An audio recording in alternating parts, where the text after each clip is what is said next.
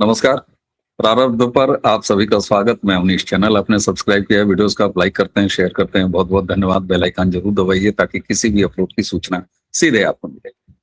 हमारे साथ स्क्रीन के दूसरे हिस्से पर व्यालोक जी। और इस समय हम लोग लगातार बंगाल में हैं। मतलब पहले सशरीर बंगाल में थे और अब बंगाल से निकलने के बाद होता क्या है दर्शकों की आप जानते हैं। कल भी मैंने ये बात कही थी कि जब आप कहीं जाइए और किसी खास सिलसिले के लिए जाइए, मतलब चुनाव देखने जाइए, तो फिर आप तमाम लोगों से मिलते हैं। जब आप सैकड़ों लोगों से मिलते हैं तो वो आपके उनमें से बहुत सारे ऐसे नंबर्स होते हैं जो आपके बाद में लौटने के सूत्र बन जाते हैं। बंगाल का चुनाव प्रति घंटे बहुत तेज रफ्तार से बदल रहा है। और अब ये बात सिर्फ हम नहीं कह रहे। हमने तो शुरुआत से ही कलकत्ता से लौटने के तुरंत बाद ही कहना शुरू किया था, वेस्ट बंगाल के और हिस्से से जब लौट के आए थे तभी कहना शुरू कर दिया था। लेकिन वो प्रचार के उसमें नहीं था, यानी लाउड नहीं था। क्लियर तो था, लाउड नहीं था, लेकिन अब वो लाउड हो चुका है। और आज के जरा ताजा खबर टाइप से शुरुआत करते हैं। तो जब हम बंगाल पे टॉप सर्च आप भी करिएगा दर्शक, तो आपको टॉप स्टोरीज क्या मिलेंगी जरा तेवर सुनिए। अब बंगाल का तेवर कहाँ गया। पहला आपको सर दिखाई देता है 2 घंटे पहले का, जब मैंने अभी किया ये वीडियो रिकॉर्ड होने से पहले। बंगाल इलेक्शन 2026, पश्चिम बंगाल में शराब के बाद अब बाइक राइडिंग और पिलियन सवारी पर बैन, चुनाव आयोग ने दिए सख्त निर्देश। पहला समाचार। दूसरा, रात में दोपहिया वाहन बैन, दिन में पीछे सवारी बैठाने पर रोक, बंगाल में सख्त नियम लागू। ईवीएम के बटन पर गोंद या परफ्यूम लगाया तो खैर नहीं, बंगाल के चुनाव के मद्देनजर। ये आपको एक बानगी दिखाती है कि बंगाल का चुनाव इस समय कहां, किस प्लेटफॉर्म पर, किस तरीके से सेट पड़ा हुआ है। 152 सीटों पर अब कल यानी परसों मतदान होना शुरू हो जाएगा। कल मतदान शुरू हो जाएगा 23। ऐसे में ये जो एक बदलाव वेस्ट बंगाल में दिखाई दे रहा है, और ममता बनर्जी ने जिस बेशर्मी से प्रधानमंत्री के लिए एक बार फिर गाली जैसे शब्द, वो शब्द उखाड़ने और उखड़ने की बात ममता बनर्जी कह रही हैं। कलोक बाबू, आपके भी तमाम सूत्र हैं, हम भी लगातार बात कर रहे हैं। कल मेरी पिनाकी जी के साथ बात हो रही थी, वो वहां के बड़े मतलब आप जानते ही हैं दर्शक, आज रात में लाइव रहेगा भी और इसमें व्यालोक जी भी रहेंगे। मैं ऑन कैमरा ही बदमाशी कर दे रहा हूँ पिनाकी जी के साथ। कलकत्ता पे ही वेस्ट बंगाल पे ही बात करेंगे। आपको नहीं लगता कि हम लोगों के अनुमान से कुछ ज्यादा लाउड एंड क्लियर होने लगा है बंगाल का चुनाव, और पहला फेज ऑलमोस्ट तय कर डाल रहा है। और ममता बनर्जी की वो गाली और उखड़ने उखाड़ने की बात ये बताती है कि ममता को एहसास हो गया है कि हम उखड़ गए हैं, इसलिए वो बाल और पता नहीं क्या क्या, मतलब चूल बाल और उखड़ने उखाड़ने की बात कर रही है। ममता का ये भाषाई स्तर कहाँ तक ये बताता है कि नाउ शी इज गॉन।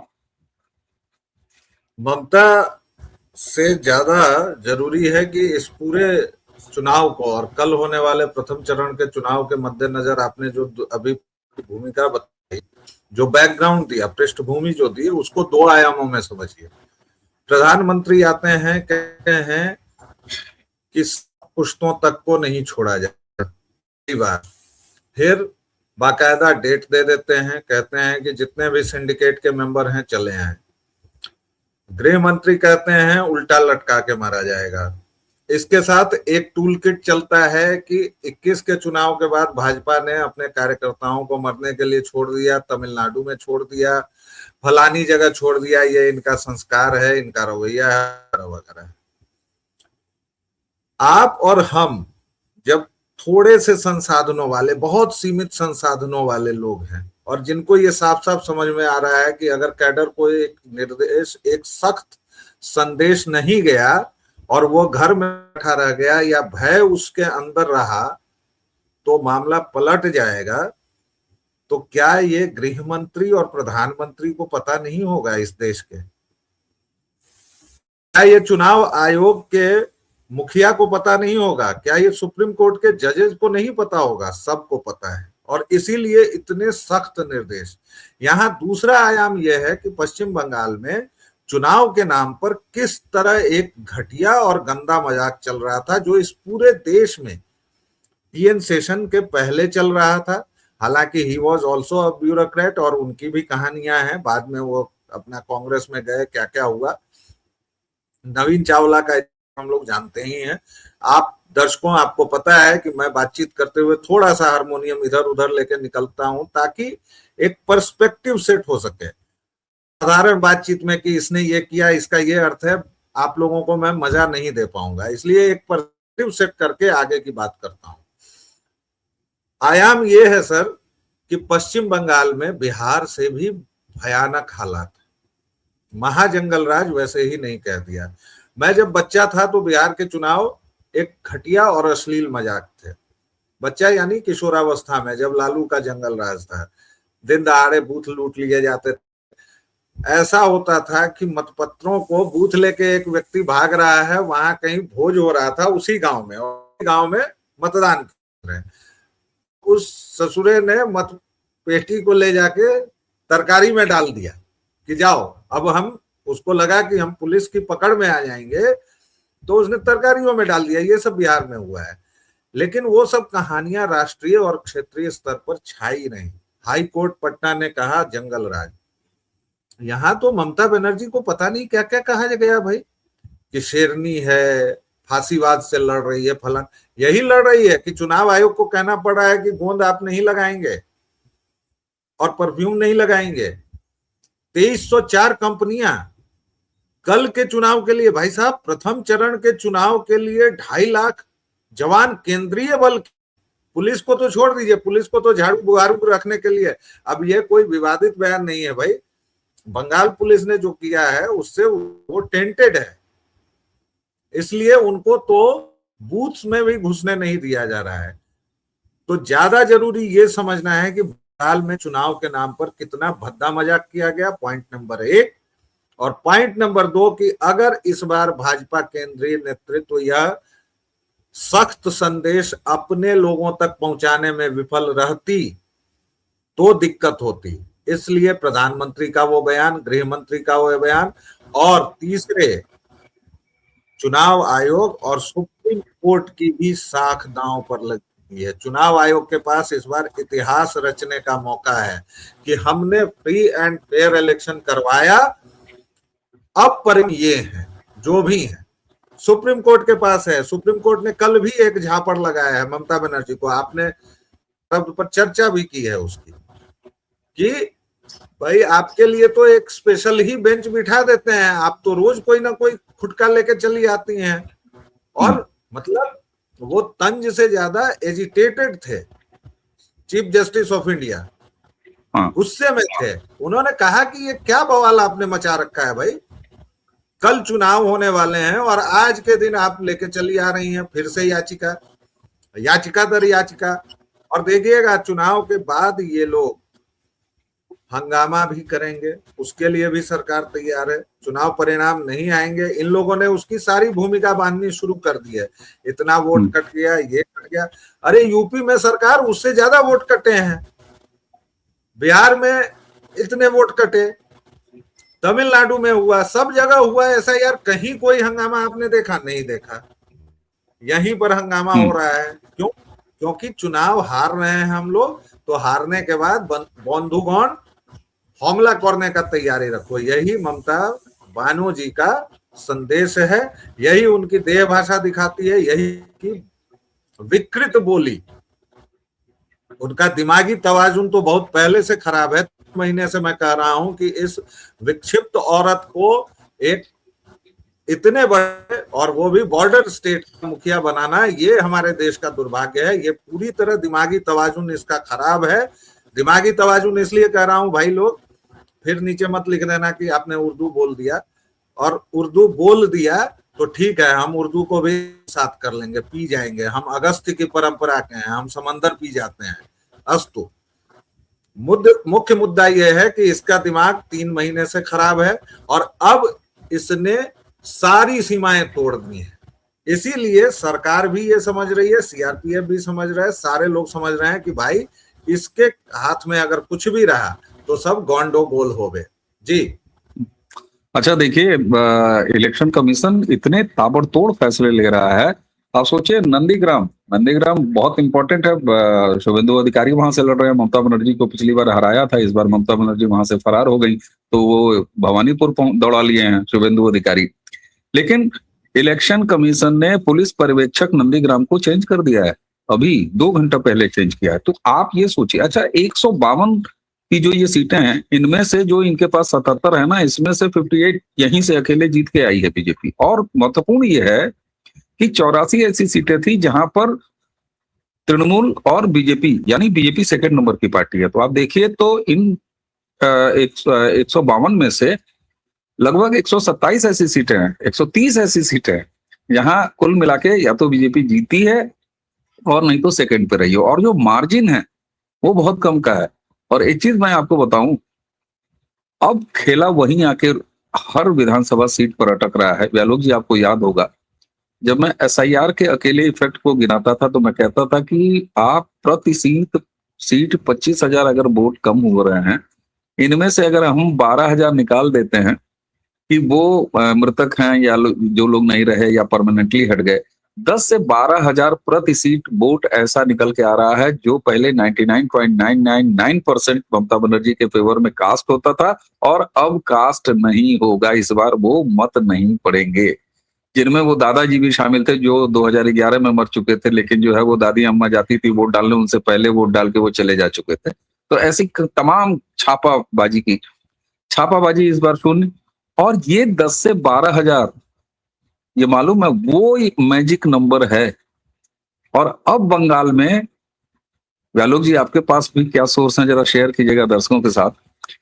मुझे जो सोर्सेस बता रहे हैं कि अब स्थिति बिल्कुल 2011 वाली और धीरे धीरे उस तरफ जा रही है।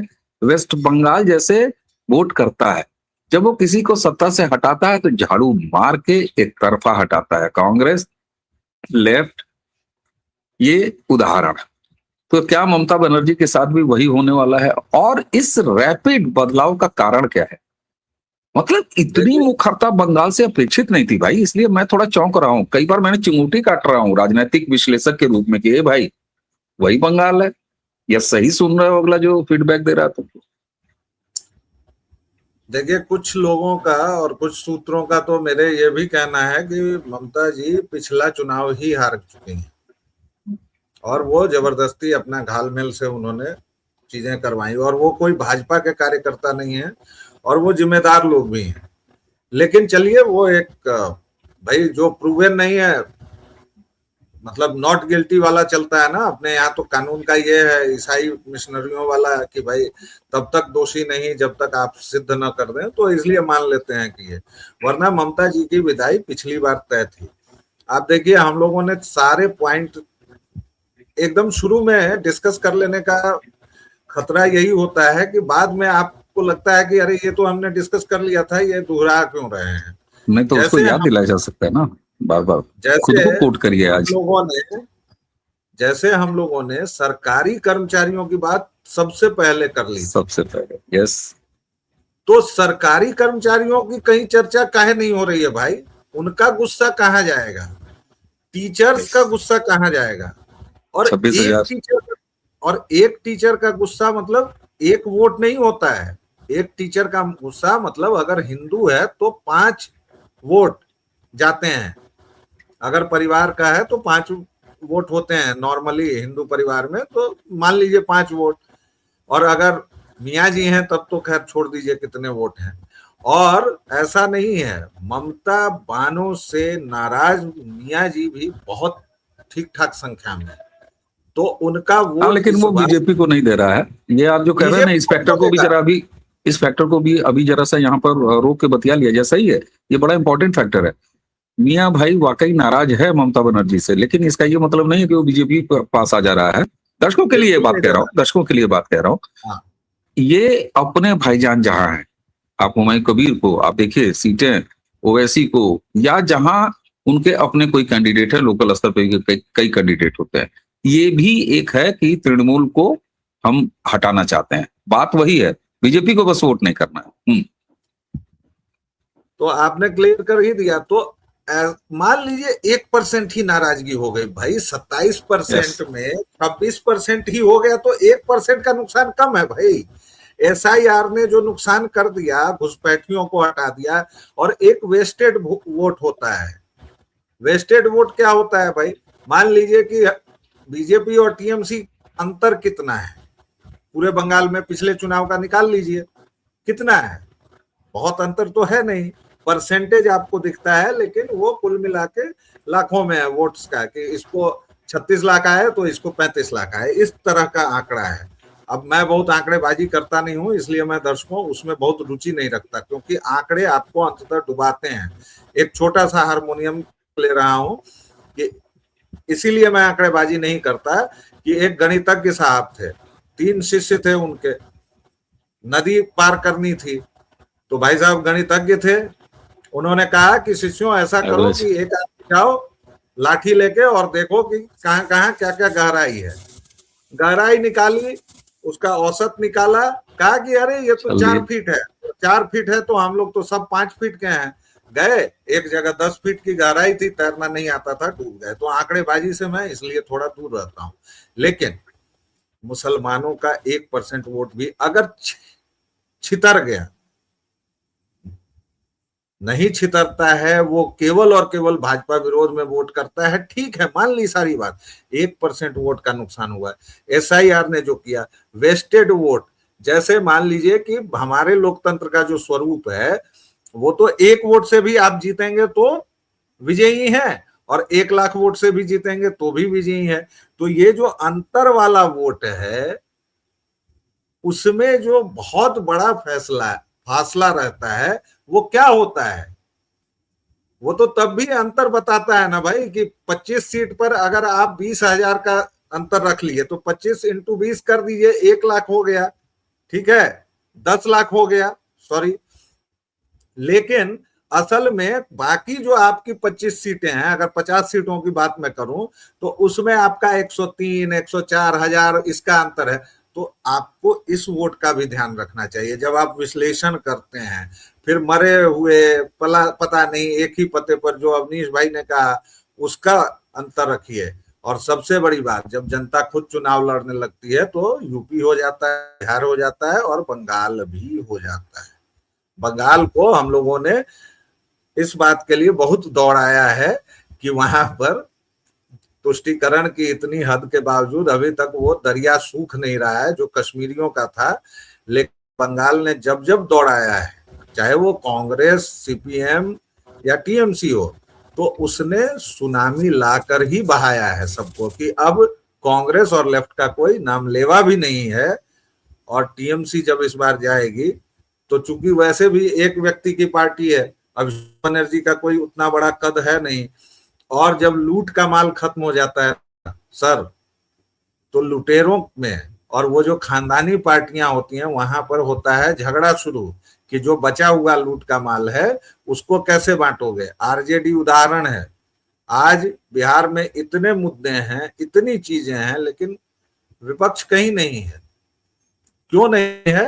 क्योंकि RJD आपसी कलह में है। उसी तरह TMC का जब सत्ता से निर्वासन होगा तो TMC टूटेगी भी, ये भी याद रखिएगा जी। हाँ, बिल्कुल सही बात है। आपने एक बड़ी इंटरेस्टिंग बात कही। 2 बातें हैं, वो मैं भी रखूं। आपने जो एक बात कही ना कि देखिए 2000, 4000, 5000, 8000 से के अंतर से जीतना, और चाहे 1 लाख, 1.5 लाख से जीतना, तो इसमें दूसरा है, आपने कहा नंबर्स ना, तो आंकड़ा बताऊं आपको, बड़ा मजेदार है। TMC ने लगभग 52 या 55 ऐसी सीटें हैं जहां बड़े अंतर से जीत दर्ज किया। यानी TMC के वो जो वोटों का अंतर है वो कुछ सीटों पर है, 50-52 सीटों पर सिमटा हुआ है, बाकी जगह वो अंतर कम है। अब ऐसी स्थिति में जब झटका लगता है, ये जो मैंने कहा 10,000 प्रति उस पर, और दूसरा ये, तो ये अंतर आप सोचिए, अब केवल एक तरफा परिणाम आने के लिए 2 से 2.5 या 3% वोटों का अंतर है, दरकार है बाजार में। और उस तरफ भी जो पार्टी लगातार बढ़ रही है, वो भारतीय जनता पार्टी बढ़ते हुए दिखाई दे रही है। ऑनेस्टली मैं आपको बताऊं, जितने भी फीडबैक आ रहे हैं, अब 4 मई को एकदम उल्टा हो, सब लोग झूठ बोल रहे हो, हम लोग कोई एक्टर्स के सामने जा रहे हो, वहां पर लोग बोल रहे हैं, ये अलग बात है। अच्छा, एक चीज, आज इस पर विस्तार से भी रात में लाइव जो है जरूर जुड़िएगा दर्शकों, 9 बजे जब करेंगे, पिनाकी मुखोपाध्याय जी के साथ और गंगोपाध्याय जी के साथ, और व्यालोक जी भी रहेंगे। मैंने एक बात पूछी एक सवाल आया कहीं कि ये भद्रलोक क्या करेगा या किसको इस बार वोट करेगा। तो पिनाकी जी ने बड़ी इंटरेस्टिंग बात कही, जिसका जवाब मैं बार बार चाहता था, इतनी साफगोई से मिल गया मुझे। उन्होंने कहा देखो ऐसा है कि जो भद्रलोक है, जो अपने आप को भद्रलोक कहता है, वो ये दिखाना चाहता है कि जो भी सरकार बने उसमें हमारा स्टेक है, यानी हमारा मत उसके साथ है। यही कारण है कि जिसकी सरकार बनती है उसको भद्रलोक जाके वोट करता है और तभी क्लीन स्वीप हो पाता है, इस तरीके से एक तरफा। तो अब ये देखना है, संकेत लगातार मिल रहे हैं। अर्बन बंगाल जो कि कमजोर कड़ी थी, हालांकि 152 वाले में व्यालोक जी जरा अंतिम में अगर बात करें तो मैं देख रहा हूं जो इलाके शामिल हैं, कूच बिहार, उधर जलपाईगुड़ी और ये सारे जो इलाके शामिल हैं, इसमें आप देखिए तो सीमावर्ती वाला मामला भी है, यानी घुसपैठ वाला फैक्टर भी वहां पर दिखाई दे रहा है। जनजातीय यानी आदिवासी फैक्टर भी वहां दिखाई दे रहा है, वो भी बेल्ट वहां पर है, पूरी तरह मौजूद है। और तीसरा ये जो एक हिंदू बंगाली ये वाला भी है, चाय बागान मजदूर उनके लिए प्रधानमंत्री गए लीज वाला। तो एक तरफ ये मिक्स और दूसरा की सर्वाधिक संभावनाओं वाला ये पहला चरण जो कि टोन सेट कर रहा है और वो सामने दिखाई दे रहा है। तो आपको क्या लगता है, शतक के आसपास यही लग रहा है क्या 152 में से, क्योंकि संभावनाएं इधर ही हैं लंबी। देखिए, शतक अगर नहीं लगाएंगे तो फिर दिक्कत हो जाएगी भाजपा को, इसलिए शतक लगाना तो अब मजबूरी है। और 77 अगर उसमें से 59 अगर तो बहुत बड़ी चुनौती भी नहीं है। इसलिए चुनौती नहीं है क्योंकि जिन जिन इलाकों में आप हैं, फिर दूसरे नंबर की पार्टी, अगर आप 77-80 सीटों के करीब आप दूसरे नंबर पर रहे थे, उसको अगर आपने कैटर कर लिया है, अपनी कमजोरियों पर ध्यान दे दिया है, और 15 दिन से मोटा भाई अगर बैठे हुए हैं बंगाल में, तो ऐसा नहीं है कि हमारी जो विश्लेषण क्षमता है या हम लोग जो कर रहे हैं वो उन लोगों के ध्यान में नहीं आया होगा। और इसीलिए मुझे पूरी उम्मीद है, अगर एक विश्लेषक के तौर पर कहूं, एक पत्रकार के तौर पर कहूं, और जो घूम घाम के आया है बंगाल, मुझे लगता है कि 100 छूने में दिक्कत नहीं होगी। और इसीलिए मैं बार बार कहता हूं कि इस चरण में 100 इसलिए जरूरी है क्योंकि फिर दूसरा चरण टफ है। तो इसके बाद भी तो हवा बनेगी ना कि भाई अब बीजेपी आ रही है, तो एकदम आपका जो विरोधी वर्ग होता है उसमें एक हताशा का भाव जाता है, ठीक है, और जो आपके समर्थक होते हैं वो और उत्साह से निकलते हैं। गर्मी के फैक्टर और खासतौर से भाजपा के फैक्टर थोड़े नाजुक बदन, नाजुक मिजाज भी होते हैं, गर्मी वर्मी होती है तो कम निकलते हैं। बिल्कुल ठीक बात है, बिल्कुल ठीक बात है। ये चीज तो है, ये ऑल सेट टाइप का माहौल है और उसमें लगातार बढ़त है। मतलब इतना साफ साफ संकेत देता हुआ, पता नहीं 2011 का चुनाव तो मैंने बहुत कवर नहीं किया था, लेकिन 2021 जरूर कवर किया था। 2021 में सही बताऊं तो खाली माइक से शोर ज्यादा था और यही बीजेपी ने भी महसूस किया, तो इस बार चेंज किया है। और ये चुनाव वाकई बंगाली चुनाव लग रहा है, क्यों व्यालोक भाई, बंगाली चुनाव है। नहीं, देखिए 2011 के चुनाव में ठीक वही स्थितियां थी। आप एकदम मतलब बदल सकते हैं, टीएमसी की जगह बीजेपी को रख दीजिए, और ये तो हमेशा होता है बंगाल में, वो वही था। मतलब मैं उसी को तो निराशा, उतना ही गुस्सा, उतनी ही थी तत्कालीन शासन से। और ये एक लड़ाकू, एक जिद्दी, जिसने कांग्रेस से अलग होकर अपनी पार्टी बनाई, तमाम इनकी एक छवि बनाई गई भाई, तो इन्होंने अपना तमाम गढ़ा है। तो जब गढ़े जाते हैं नेता और ये, तो वो एक छवि होती है। तो इस बार तो है, लेकिन वही है कि हम लोग चूंकि गणित में यकीन रखते हैं तो बहुत भविष्यवाणी वगैरह नहीं करते, सीटों की संख्या वगैरह से मतलब नहीं है, लेकिन इस बार परिवर्तन तय है, परिवर्तन होगा। बिल्कुल बिल्कुल। और ये सुनाई भी दे रहा है, ये सुनाई भी दे रहा है। इसके और पहले चरण के मतदान के ठीक पहले और क्या स्थितियां हैं, तो हम पिनाकी जी के साथ जुड़ेंगे रात में लाइव 9 बजे, व्यालोक जी भी अपने तमाम और आज दिन भर के फीडबैक के साथ रात में 9 बजे, और उस पर हम लोग कहीं बहुत डिटेल में आपको इन 152 सीटें और बंगाल के चुनावी मिजाज इन दोनों पर बात करेंगे। पिनाकी जी बिल्कुल लोकल वहीं लगातार रहे हैं, गंभीर चिंतक हैं, तो उनके साथ डेटास पर भी बात होंगी, यानी अंक गणित और भावगणित दोनों पर बात होगी वैलोक जी के साथ, पिनाकी जी के साथ रात के 9 बजे, इसलिए वो लाइव जरूर ज्वाइन कीजिएगा। अगर आपको लगता हो कि बंगाल के चुनावी राजनीति पर ये वीडियो कुछ सार्थक बात कर रहा है तो इसको आगे जरूर बढ़ाइएगा। चैनल को आपने सब्सक्राइब किया, इसके लिए बहुत बहुत धन्यवाद। बेल आइकन जरूर दबाइए ताकि किसी भी अपलोड की सूचना आपको मिले। तो इसी के साथ आज की ये चर्चा यहीं समाप्त करेंगे। दिन के पहला वीडियो बंगाल चुनाव पर, रात 9 बजे भी लाइव बंगाल चुनाव पर, क्योंकि बंगाल बहुत जरूरी है। बंगाल पहली बार बंगाली चुनाव लड़ रहा है, हम बहुत सारे लोगों को ऐसा समझ में आ रहा है भाजपा की एंट्री के बाद। यानी राष्ट्रवाद और बंगाली अस्मिता दोनों एक साथ कंधे से कंधा मिलाकर सनातन बोध के साथ और शत्रु बोधिता लिए हुए बंगाल के चुनाव में है, इसलिए बड़ा रोचक और बड़ा मजेदार हो चुका है। और सबसे संतोष की बात वैलोक जी, आप मानेंगे कि बंगाल रिस्पांस दे रहा है, बंगाल कदम से कदम मिला रहा है, बंगाल बता रहा है कि yes we are about to change, है ना। तो दर्शकों, आज की चर्चा यहीं समाप्त करेंगे। मुझे यानी अवनीश और वैलोक जी, हम दोनों को आज्ञा दीजिए। नमस्कार, प्रणाम, जय जय श्री राम। जय श्री राम।